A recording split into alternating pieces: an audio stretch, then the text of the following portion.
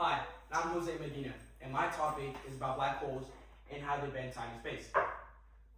See, now imagine being on a planet where time moves differently, where 1 hour there is 7 hours on Earth time. See, you might think that's so far-fetched that it's crazy, but it is real, and Einstein's theory of relativity proves that. And so what I'm going to do, I'm going to explain to you guys how black holes bend space and time, and how Interstellar used real science to show it. See, now, you might ask, what is a black hole? And a black hole is formed when a massive star collapses. And this was proved by NASA. They've done thousands of research on it. And a black hole is also where its gravity is so strong where not even light escapes. This is also how a planet's time moves differently, because of how strong the gravity from the black hole is, because that gravity also moves with time. And this place where the time moves differently is called the event horizon. It's also called the point of no return in science terms. They use it because anything that goes in it or is near it, it can't return from it. And this was proved by also Renzi. And now you might ask how black holes affect time.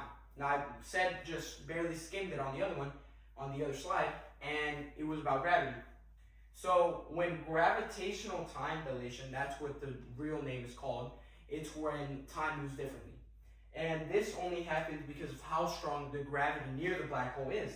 And this was proved by Rybicki in 2022, and also in other past studies. This was the most proved and nearest one to this time frame right now.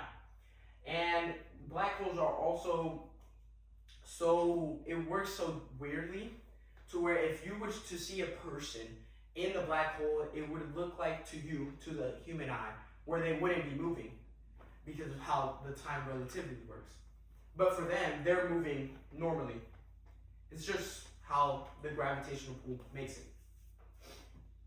And physicists Kim Thom helped make Interstellar, the Gargantua, right here. This is what it is. And the black hole is this one. And this is what I'm basing my theory and what I'm telling you guys about. And this was all proved on Thorne's study in 2015. And the 1 hour to 7, so the 1 hour to 7 years time, it was based on real math by Kip. That's how they used it in the movie. Without Kip, it would just be some random thing that someone thought of. But the Interstellar Gargantua, that black hole, is real. And they used real science to prove it. And this black hole, when it came out, when the movie came out, it was so surreal to everyone that from a scientist, Kip Thorne, what he said about it was that it looks like the most proven black hole ever made on a computer. It's the best. And this also helps the space and NASA for more people to join in so we can learn more about black holes. Because so many people get interested by it. When you look at this, some random kid will be like, wow, what is this? Because of how interested they will be in. And it's just so cool for them. It's so surreal. So, NASA, see, they made a theory, or they made a study on why all of this matters.